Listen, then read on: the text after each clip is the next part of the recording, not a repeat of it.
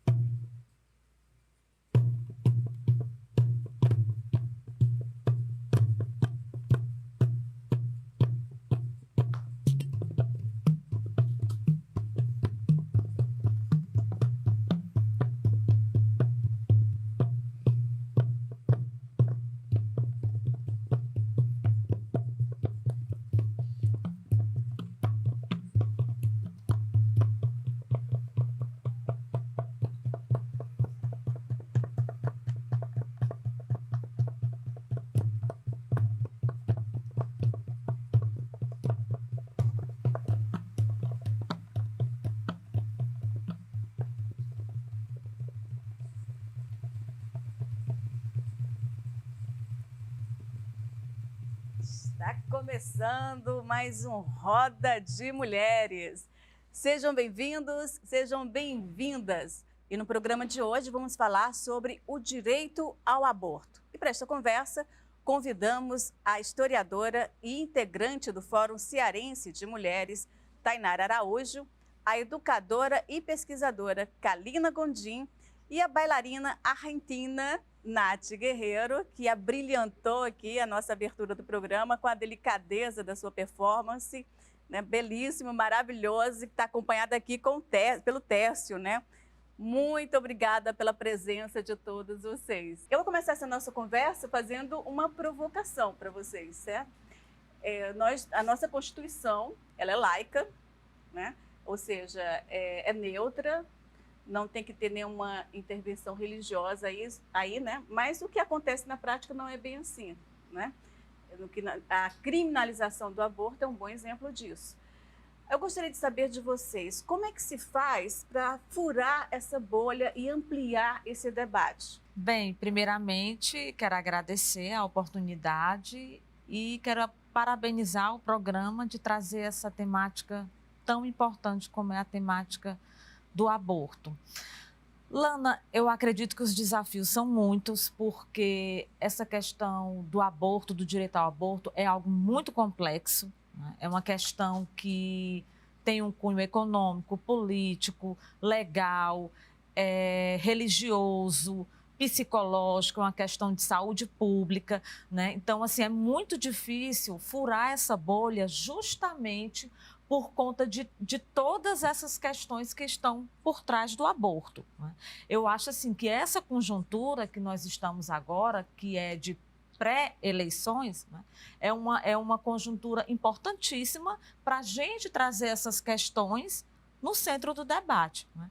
No entanto, né, pelo que eu estou assistindo, né, que eu estou vendo, a maior parte dos presidenciáveis, eles ficam incomodados, né, em trazer essa questão do aborto. Há um incômodo, isso é visível em todos os candidatos, sejam de direita, de esquerda, candidatos do gênero masculino, feminino.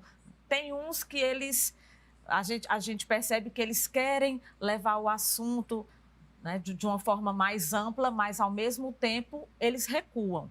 E eu acredito que isso esteja acontecendo por conta de um capital eleitoral. Porque o candidato... O medo de perder votos por Exatamente. conta da sua posição em relação a esse assunto, não é? Porque eu acredito que ele sabe que, se ele se colocar como pró-aborto ou contra o aborto, aquilo ali vai redundar em um voto ou em um não voto.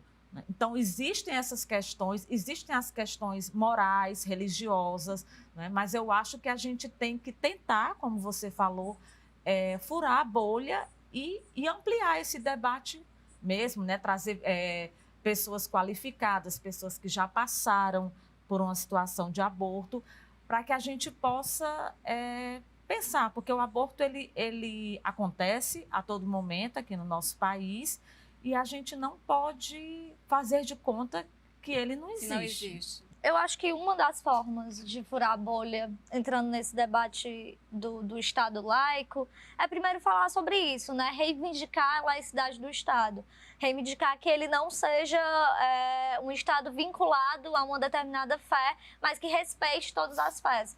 E aí, reivindicar isso é reivindicar na legislação, né? Na forma da legislação e das políticas públicas. Então, reivindicar que a legislação brasileira e as políticas públicas voltadas principalmente para a saúde da mulher, nesse caso, não tem uma vinculação religiosa, não seja pautada por uma moral, no caso, uma moral cristã, né, que culpabiliza a questão do aborto. Então, acho que primeiro ver a pluralidade do nosso país e reivindicar uma democracia laica, né? Que seja apartada de uma religião ou de uma moral religiosa e seja voltado para o debate público, né? Eu acho que é isso, assim, reivindicar esse debate público. E eu acho que isso perpassa totalmente por educação, né? Primeiro, a gente tem que ter como espaços como esse de acesso à informação, né? Que se tenha a fala livre das pessoas para mostrar os dados, para mostrar o que está acontecendo no nosso país, em todo o mundo, né? O aborto existe, está aí e mulheres estão morrendo, né? E deixando, inclusive, seus filhos órfãos por conta do aborto clandestino. Então, isso tem que estar em pauta, isso tem que estar no cotidiano do debate. E também nas escolas, né? Eu acho que não é falar de aborto nas escolas, mas é falar sobre educação sexual, né? Falar sobre reprodução, sobre educação sexual, para o quê? Para prevenir gravidez na adolescência, para prevenir ISTs, para proteger crianças, né? Crianças e adolescentes do estupro, de um aliciamento, do assédio. Eu acho que quando você fala disso de forma muito mais aberta e mais concisa, quando isso não é mais um tabu, né, na sociedade, quando isso é falado por todos, a gente consegue chegar a determinados consensos, né? Então, tudo que é tabu dá espaço para a negação de direitos. Então, acho que a gente tem que falar de determinados assuntos como esse, que é um assunto complicado, né, difícil e dolorido de ser falado, para conseguir que o debate público acesse e reivindique direitos, e, no caso, direitos pela vida das mulheres. Acho né? que a pergunta já é até mal formulada, né? Porque você perguntar, você é contra ou a favor do aborto?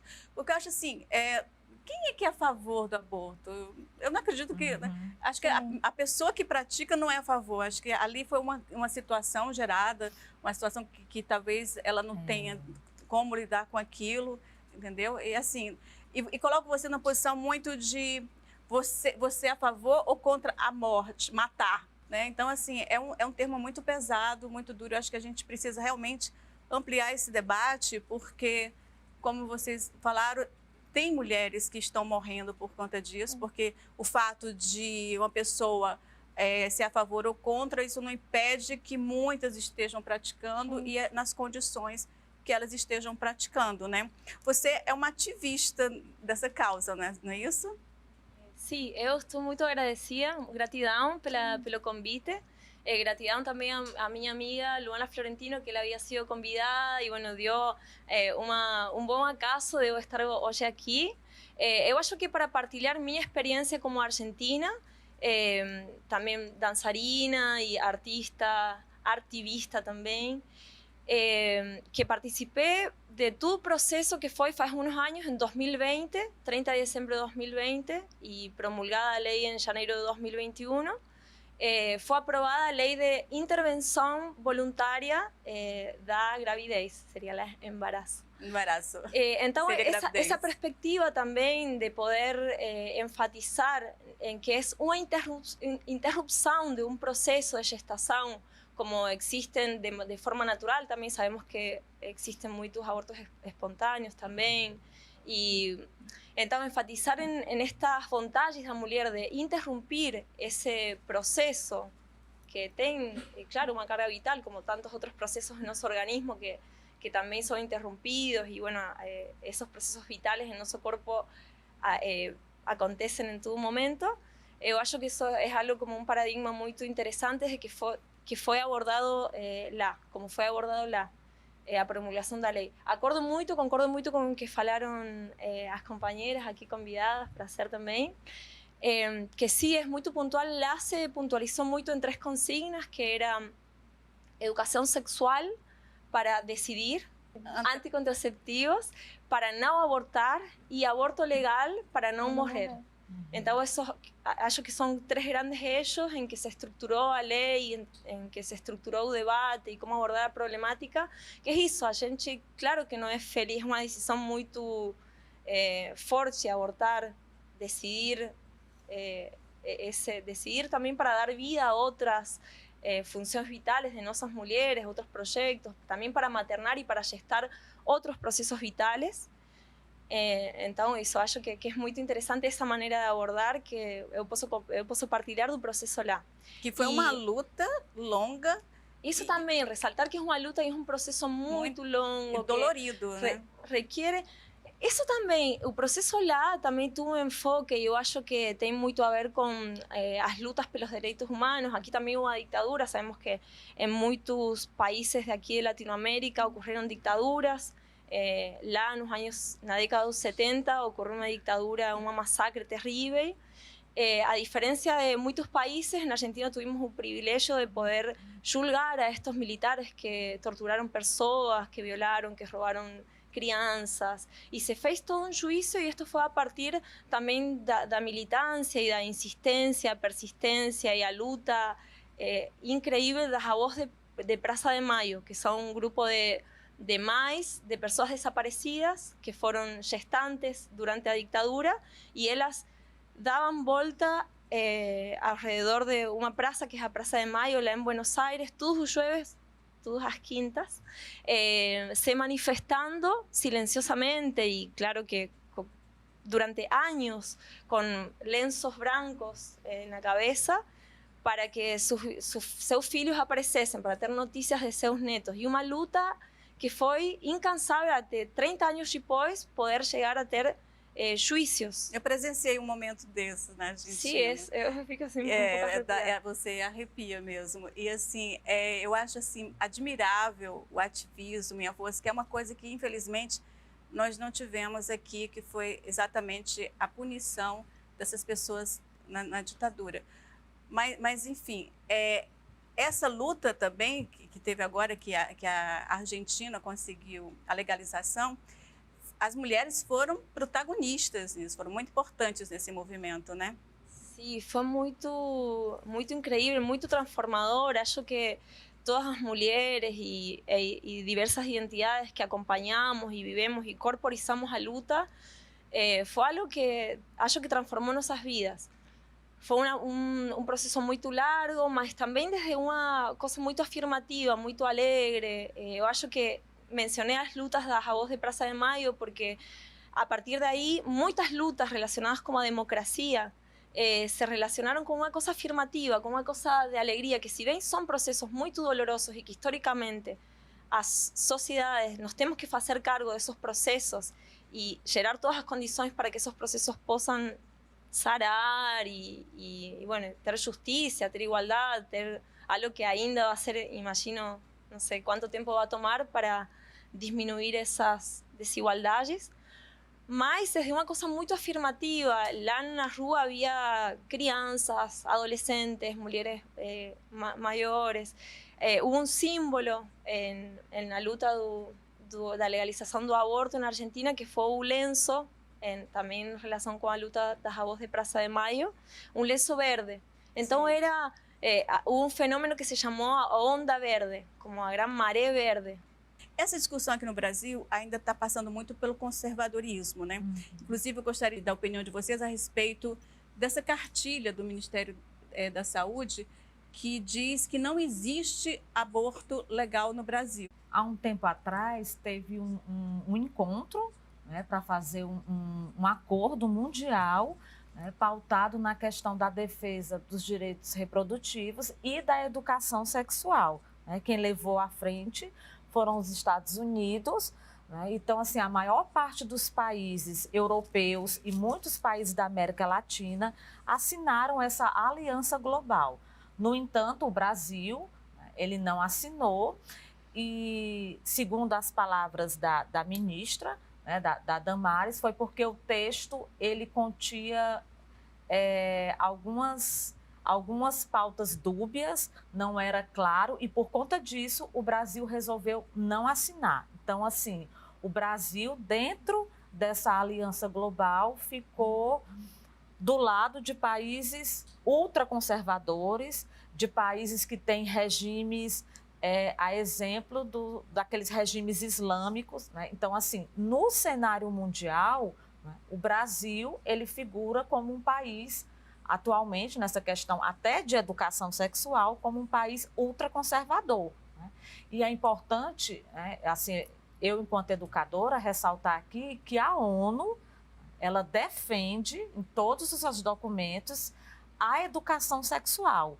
Porque, segundo a organização, a educação sexual é uma questão de direitos humanos e é uma questão de proteção de crianças e adolescentes. Então, o Brasil hoje ele está na contramão do que a ONU estipula, né, no quesito de educação sexual e de proteção dessas crianças.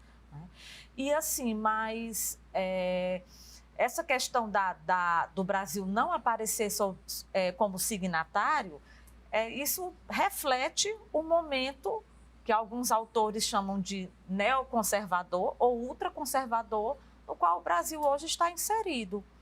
Então, assim, até a própria questão de fazer a defesa da educação sexual ou da defesa de apontar, por exemplo, que existe um outro tipo de família, que não a família tradicional, isso aí já gera inúmeras polêmicas, discursos de negação, discursos de ódio. Então, assim, o cenário, a conjuntura é bastante preocupante aqui no Brasil. Uma questão, é uma polarização intensa, é como você colocou, ou você é a favor ou contra o aborto. E a gente não pode pensar, refletir uma questão tão complexa de uma forma tão simplista. Tão simplista. Tipo, e simplificar de uma forma rasteira, né? Exatamente. Porque coloca como, se você não é contra, então você é a favor da morte, né? Se tem os pró-vidas e o outro grupo é o quê? Pró-morte. E aí fala desse contexto mesmo do Brasil, que é um Brasil que, agora, em 2020, né, se junta a outros 5 países e assina um consenso entre esses países de políticas anti-aborto. Né? É um país que se coloca realmente como pária da luta das mulheres, como pária dos direitos das mulheres, né? Que se coloca do outro lado. Né? E aí, qual é esse outro lado? É o lado do patriarcado, né? O que é o patriarcado? É exatamente esse sistema que coloca que nós não temos direitos aos nossos corpos nem às nossas vidas, né? Que coloca as mulheres sob dominação do masculino, sobre exploração do masculino. E o que é que a falta de direitos sexuais e reprodutivos traz para as mulheres? Exatamente isso, o domínio do masculino, né? É o homem que vai dizer quantos filhos você vai ter, quando, onde, né? O que você vai fazer com a sua sexualidade, né? é um governo, inclusive, que se estrutura, né, nessa questão, nessa pauta que a gente via no regime militar. Tanto que ele faz uma defesa desse regime, desse período nefasto da nossa história, né? No regime militar, muitas militantes de esquerdas eram presas não por estarem fazendo nada no momento, assim, né, de protesto, mas por eles acharem um anticoncepcional na bolsa delas. Então, assim, essas pautas vão e voltam, né? Vão e voltam o quê? Os homens querendo mandar nos corpos das mulheres e querendo dizer o que elas podem fazer ou não com esses corpos, né? Então, assim, essa onda de extrema-direita que tomou parte do globo e que agora está sendo retirada, né? É uma onda contra os direitos das mulheres, contra os avanços que a gente teve acesso ao longo de todo esse tempo de luta. E onde é que fica o lugar de fala da mulher? Mas isso aí, Tainara, a gente vai ver no próximo bloco. Voltamos já já.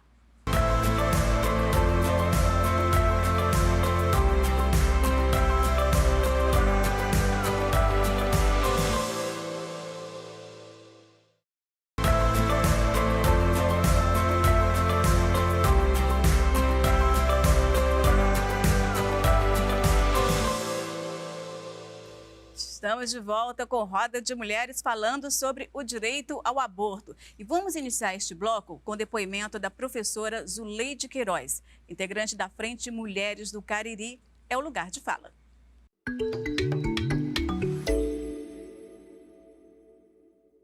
Sou Zuleide Queiroz, sou professora, integro a Frente Mulheres do Cariri e o Resistência Feminista, um coletivo nacional e latino-americano. E também sou mãe. Gostaria de falar aqui sobre o aborto na perspectiva do direito de decidir. No Brasil, hoje, há mais de 80 anos, a gente tem a construção e a legalização na perspectiva de que o aborto seja feito pelo Sistema Único de Saúde em casos de gravidez decorrente de estupro, risco de vida da gestante ou anencefalia. E aí nós queremos dizer e fazer aqui a denúncia de que, nesse momento, as mulheres têm precisado buscar, às vezes, na justiça, esse direito que já é garantido e, muitas vezes, se deslocar quilômetros da sua casa para isso. Então, nós queremos aqui já denunciar essa situação, que mesmo com o direito, as mulheres têm dificuldade de alcançar esse direito. Mas eu gostaria de falar sobre o direito de decidir, porque quando nós estamos falando de gravidez e de aborto, nós estamos falando da adolescência. E quem são elas? No Brasil, 15.000,3 óbitos são registrados a cada 1.000 nascidos vivos de mães até 19 anos. Isso significa que a gente precisa pensar que o aborto no Brasil está se dando em função da falta de condições das crianças e de suas famílias. E aí a gente precisa falar do papel do Estado, do papel da escola, do direito à orientação sexual e o direito ao brincar, que é a infância e a adolescência. As crianças sem pais também. Hoje, dados recentes mostram que em 2021, 53,9 mil crianças não tiveram pai reconhecido no seu registro de nascimento, a sua certidão.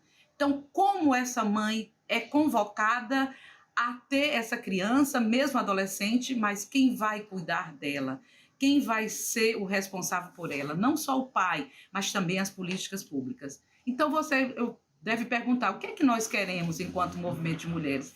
Apoiar essas mulheres no direito de decidir. Porque essas mulheres, em sua maioria, são pobres e a sua maioria ainda negras. E são essas que são retiradas do direito à escola, o direito ao trabalho e agora, mais do que nunca, o direito de decidir sobre seus corpos. Então, nós estamos aqui para fazer a defesa das mulheres pelo direito de decidir. É isso. Uma fala muito importante com questões assim pertinentes, né? Isso me fez lembrar, aquela falando da questão do direito, me fez lembrar daqueles 2 casos recentes daquela criança de 11 anos, né? E passou por todo aquele constrangimento para tentar fazer um aborto que era de direito, né? Uhum. Então, assim, infelizmente, ainda estamos passando por processos como esses. Agora, ela falou também de uma outra coisa, que é um aborto que ninguém fala, que é o aborto paternal, né? Que é o aborto, que eu acho que ainda é mais cruel, que ainda é mais terrível, porque ele mata a criança em vida, né? Quer dizer, uma criança que cresce sem o pai, sem o apoio, sem o aconchego. Então, assim, por que não se questiona também, né? Vamos colocar tudo isso no caldeirão. O que vocês pensam sobre isso? Eu acho assim que a fala da professora Zuleide, ela vai assim naquela perspectiva que todo fenômeno que a gente vai estudar, a gente sempre tem que ter esse olhar de gênero e de classe. Então, assim, a mulher, ela é responsabilizada isoladamente pelo aborto.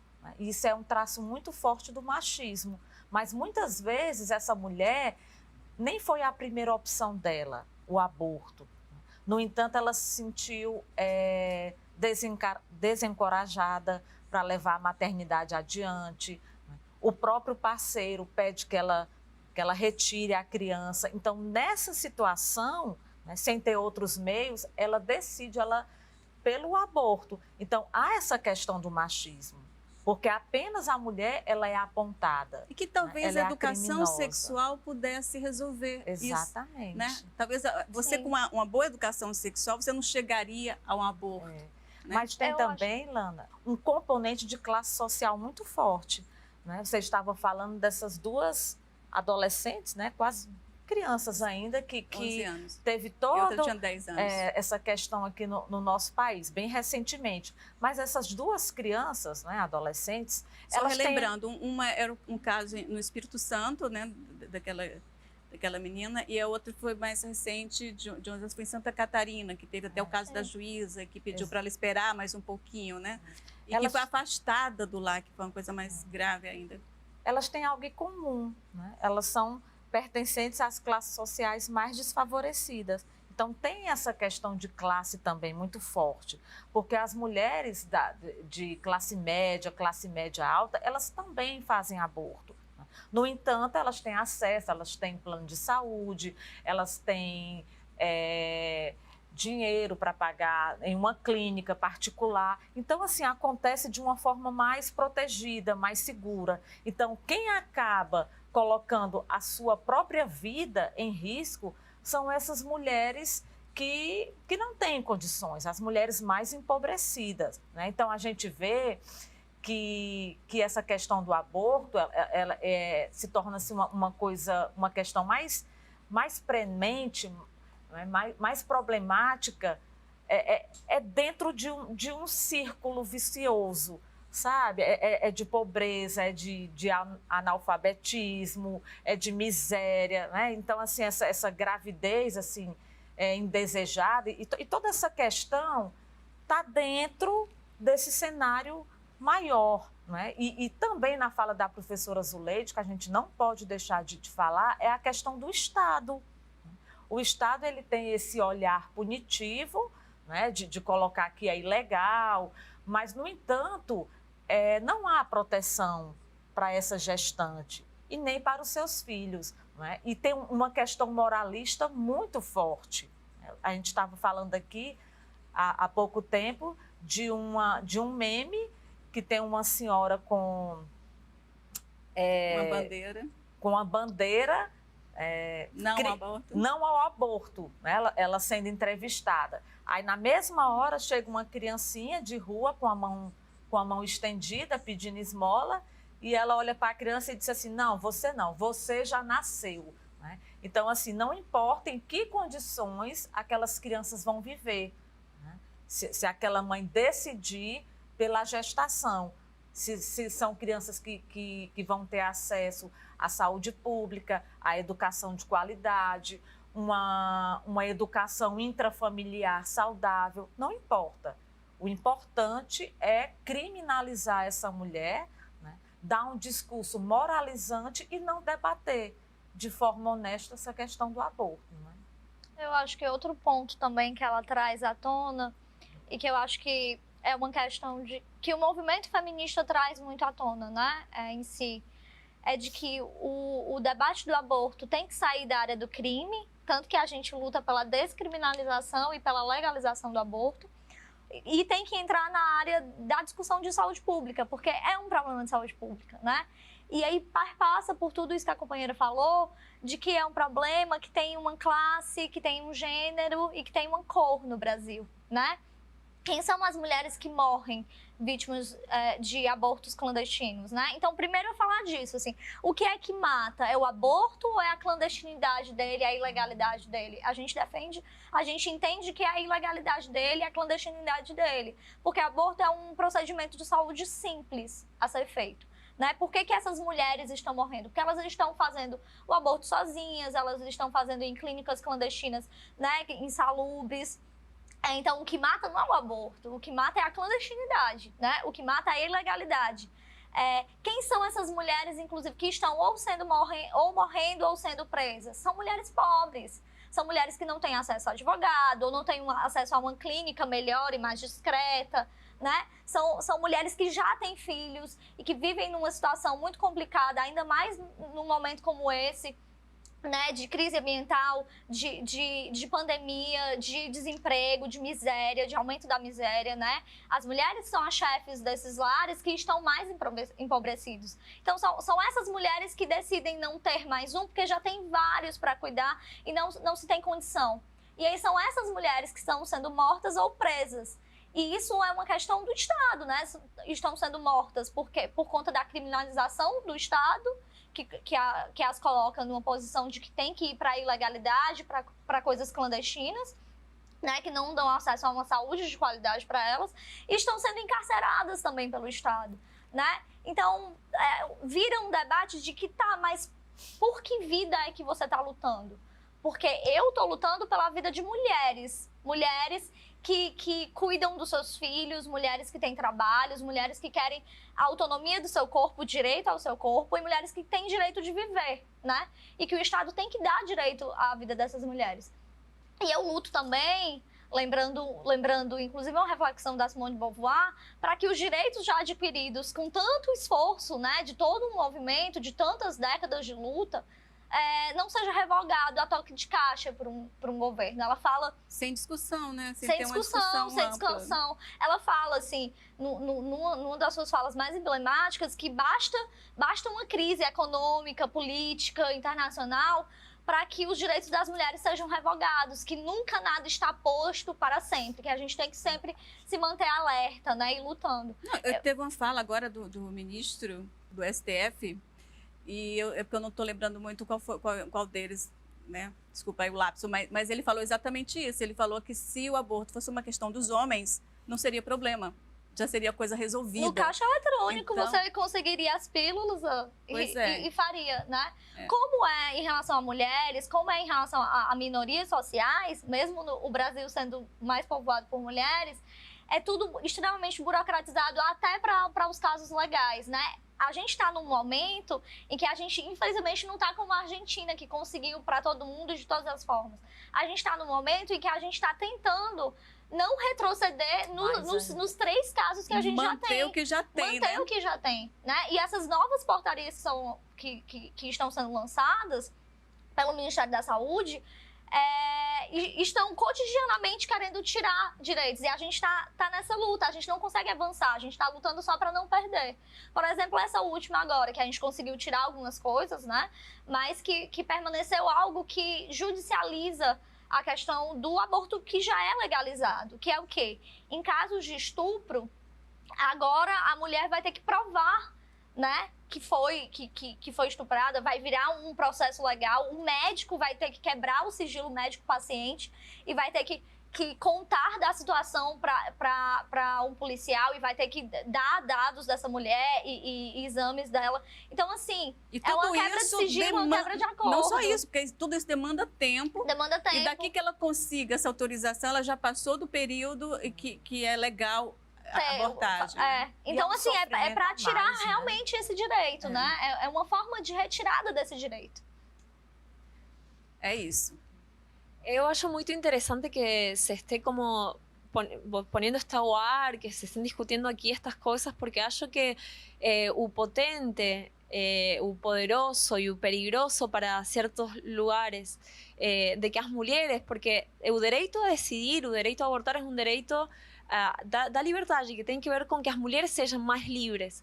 E acarrea um montão de outras coisas que nos oprimem e nos causan desigualdades. No podemos andar por la rúa porque por miedo, hay toda una cosa como una carga de miedo, de culpa, de dores, de feridas sobre nuestros cuerpos y no nossos, sino históricamente, nossas mães, nossas avós.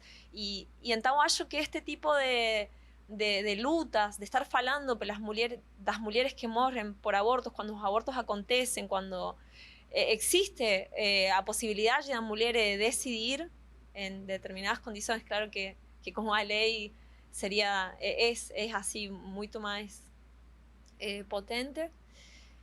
Es peligroso que las mujeres tengan derecho a ser libres porque crean cuerpos que son diferentes, cuerpos que van en contra de esto, del patriarcado, do que oprime, do que mantém ainda todas estas desigualdades.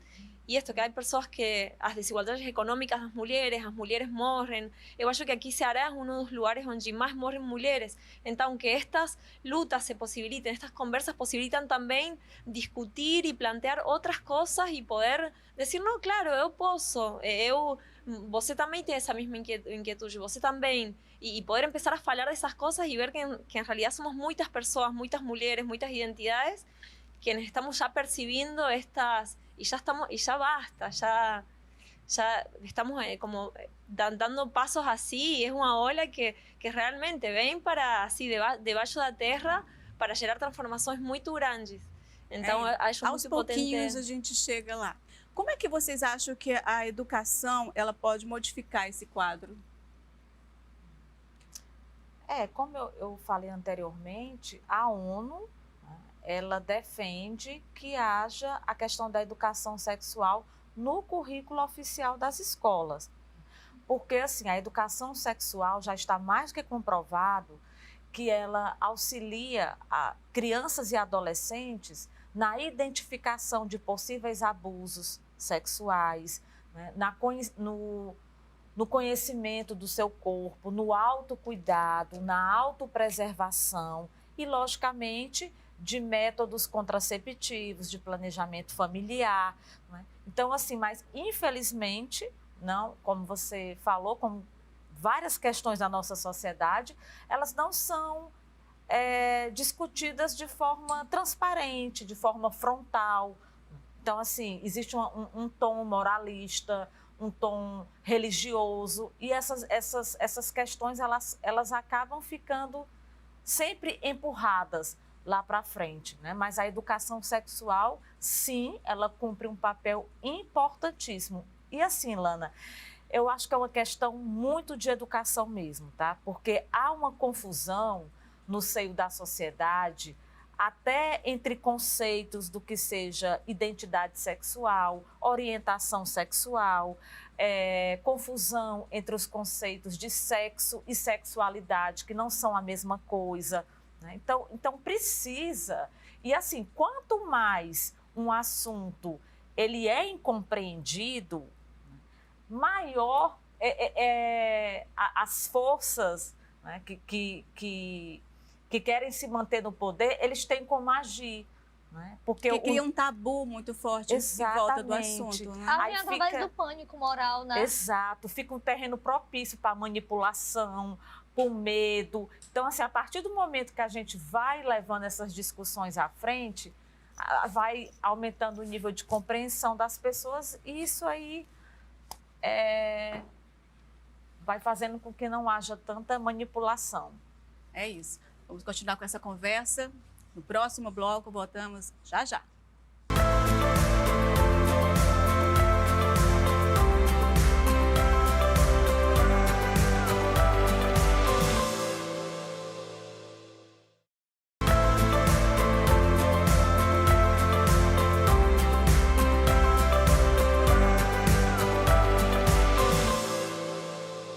Estamos de volta nessa roda de conversa super necessária sobre o direito ao aborto. E a prática legal do aborto, ela já é reconhecida em 6 países da América do Sul.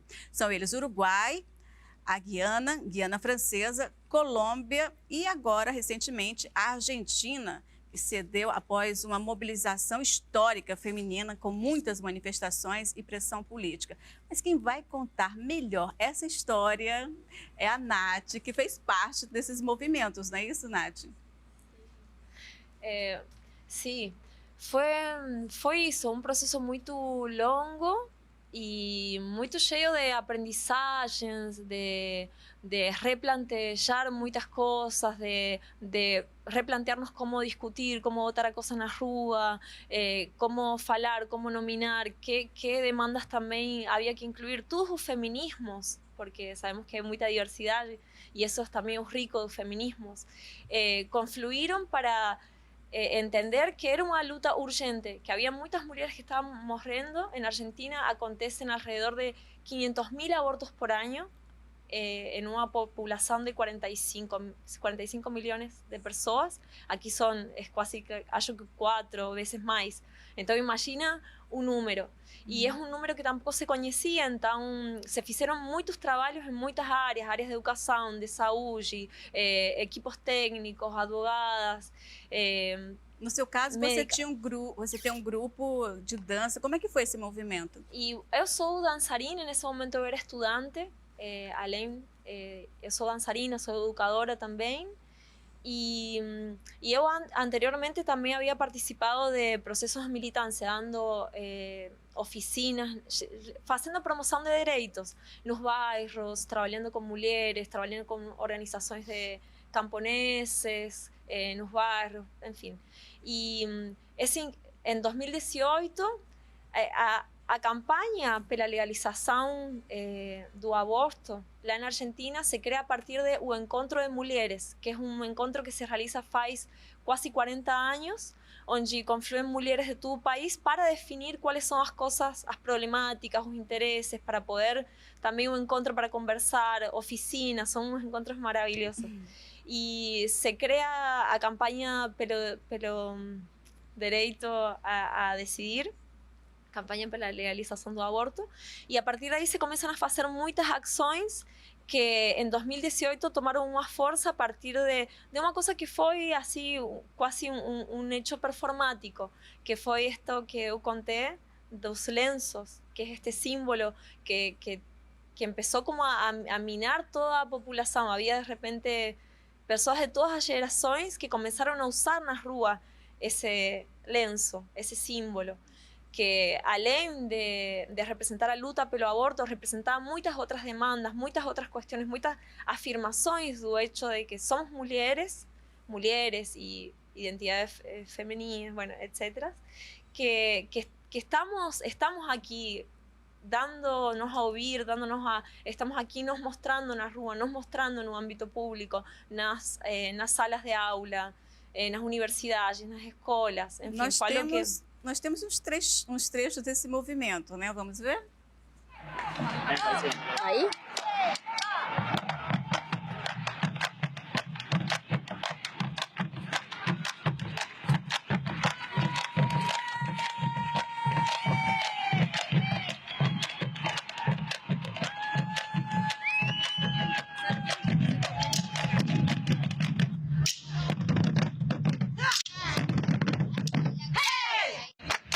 Eso fue una de las tantas acciones que se hicieron en torno a esta lucha. Eso fue en Córdoba, Argentina, que fue la ciudad donde yo moraba.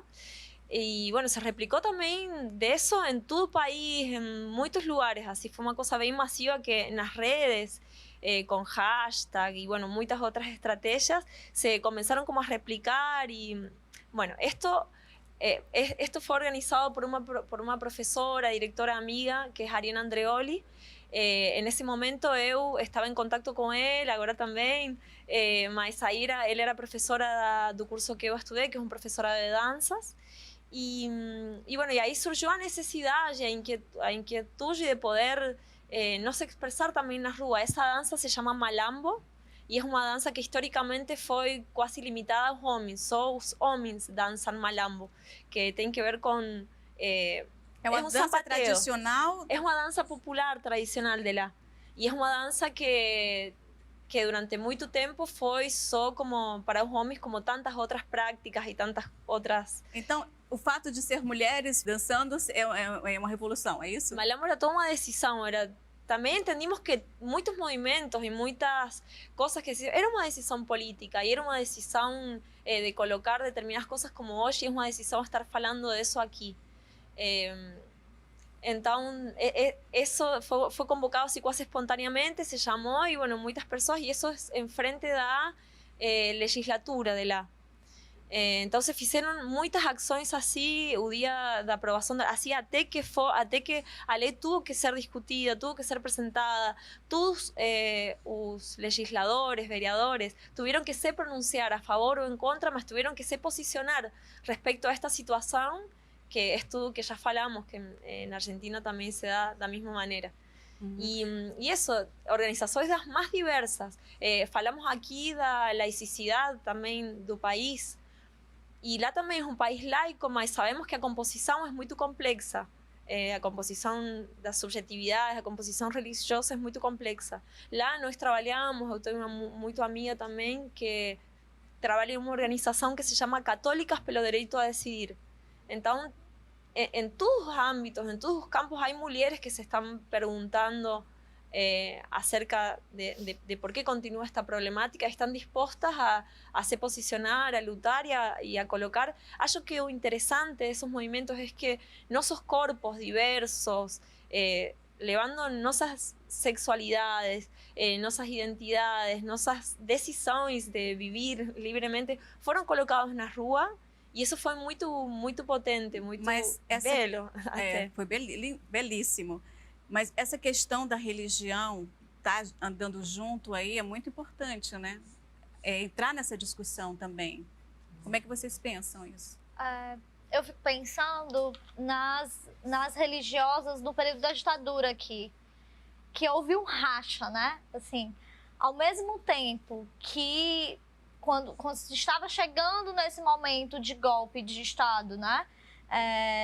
Em que se conflagrou na ditadura de 1964, teve uma marcha de mulheres cristãs, católicas, pedindo pelo golpe, né, pedindo pela retirada da democracia, pela intervenção dos militares. Ao mesmo tempo que isso existiu e tinha esse movimento conservador de mulheres, durante toda a ditadura tiveram mulheres religiosas, como uma pastoral que eu pesquisei, que era o Ninho, que lutava pela vida das mulheres pobres, que lutava pela democracia, pela retomada da democracia, que foram grandes bastiões da luta pela democracia, da luta pela anistia política dos presos políticos, da luta pela vida, né, das mulheres, da luta por prostitutas que eram subjugadas ainda mais e massacradas nesse regime, na luta por mulheres que estavam presas. Então, assim, ao mesmo tempo em que se tinha um movimento conservador na igreja, se tinha a teologia da libertação, que era esse movimento de volta da igreja aos pobres, e um movimento revolucionário, né? De, olha, o que está posto e o que está aqui é uma política de morte, é uma política que não valoriza a vida, mas que valoriza a violência, a tortura, né? Que não dá emprego para as pessoas, que não dá casa para as pessoas, né? Mas que valoriza um patriarcado rico, né? Que leva dinheiro para fora do país em vez de deixar aqui. Então, se tem esse movimento, e as mulheres é que formam esse movimento, porque são as mulheres que lideram essas igrejas, o chão dessas igrejas, né? Assim, então, assim, a nossa sociedade é formada por mulheres de diversas religiões que reivindicam, sim, o direito das mulheres, e isso não só hoje, historicamente, né? E eu acho que a gente tem que reivindicar esse espaço também, né? Aqui também as católicas pelo direito de decidir têm um papel muito importante nesse debate, de colocando, olha, a nossa fé não vai contra os nossos ideais feministas, né? A nossa fé diz o quê? Que é para nós termos vida e vida em abundância.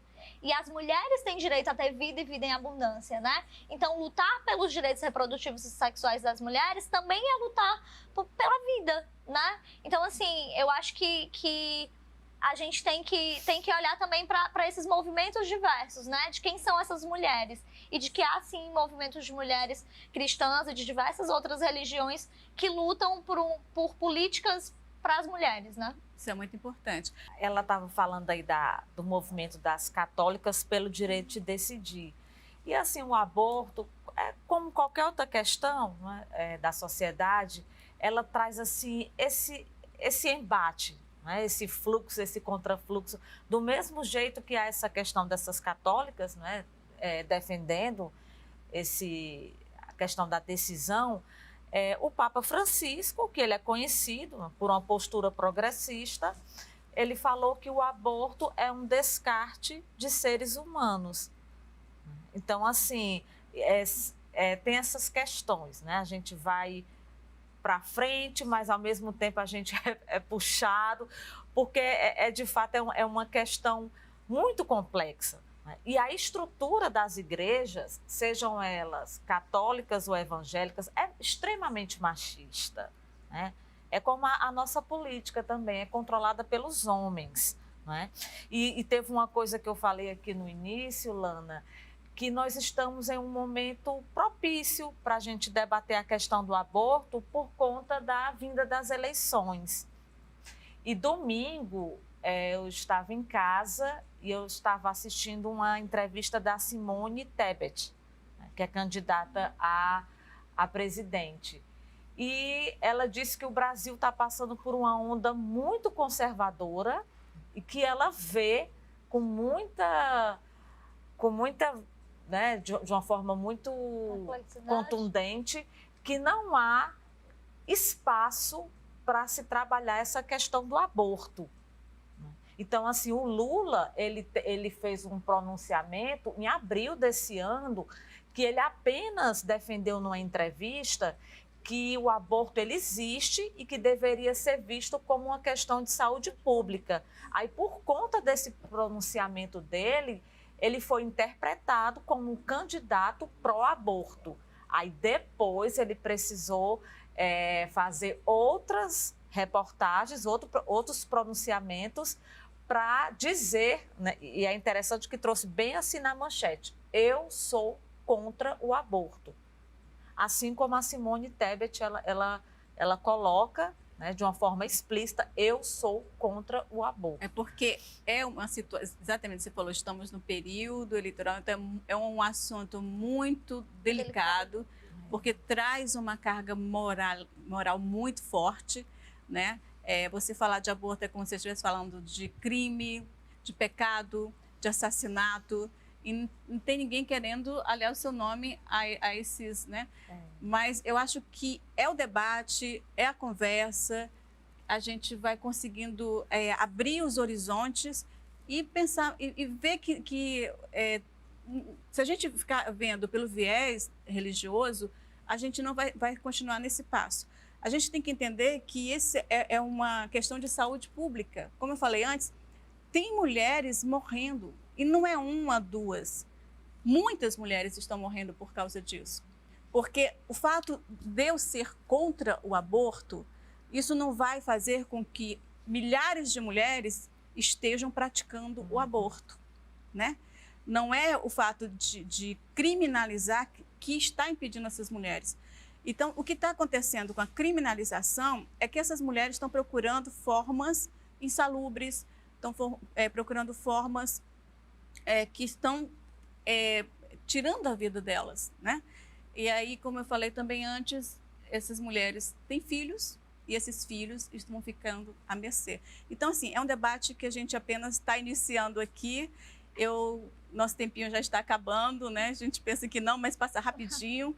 Mas antes de terminar, eu gostaria que a Nath falasse um pouquinho do trabalho dela. Você está aqui há 6 meses, não é isso, Nath? Estou aqui faz 6 meses. Sí, aquí en realidad estoy morando en Cariri, en Crato. Estoy haciendo una residencia artística en un lugar que se llama Ongi Beatos, que bueno, es un lugar que fue creado por Dani De Yagi.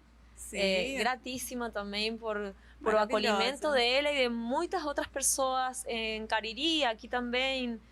Y estoy haciendo una residencia artística lá, ya conté que soy danzarina, educadora, también actriz. Entonces vine aquí también para conocer un poco a cultura de aquí, para poder ampliar también meus trabalhos, minhas redes, poder trabalhar também minhas pesquisas aqui. Então agora sim me relacionando com alguns movimentos que estão assim na mesma. Meu trabalho lá na Argentina tinha a ver também com a dança, tinha muito a ver também com o ativismo, poderíamos dizer. nós fizemos um trabalho relacionado com a luta do aborto com uma companhia que se chama Indómita Dança Orquesta. Y bueno, un saludo a todos ellos, gratidão ahí a ellos. Y ahí entramos en un proceso de poder corporizar muchos roles, arquetipos que nos estamos percibiendo en ese momento da sociedade. Então, en cena entran corporalidades que tienen a ver con, bueno, que veíamos a jovens nas ruas, as pessoas que se resistían, pessoas de diferentes clases sociais, en fin, y poder también danzar y nos hacer un proceso con as propias feridas. También nos basamos mucho en una obra de Silvia Federici, y ahí tentamos como danzar estas bruxas que fueron quemados, estos modos de vida que fueron quemados na Idade Média, para depois uma vida do capitalismo e dar assim como um extermínio a um modo de vida que em realidade é o que está em jogo, acho. Modos de vida, decisões, liberdade. Isso eu acho que está em jogo quando falamos do aborto. Sim. Então, através da arte, nós tentamos trazer esse incômodo, essa provocação, com essas poéticas corporais. Maravilha. E por aí a arte revoluciona. Trabalho. Eu quero te parabenizar pela sua arte, belíssima. E você está num lugar maravilhoso, né? Porque o Cariri é um celeiro. Quero agradecer a sua presença também. Kalina, Tainara, vocês foram muito importantes nesse debate, nessa conversa. Muito obrigada aqui pela participação de vocês, tá bom? A gente vai encerrando por aqui, mas na próxima semana estaremos de volta. Até lá!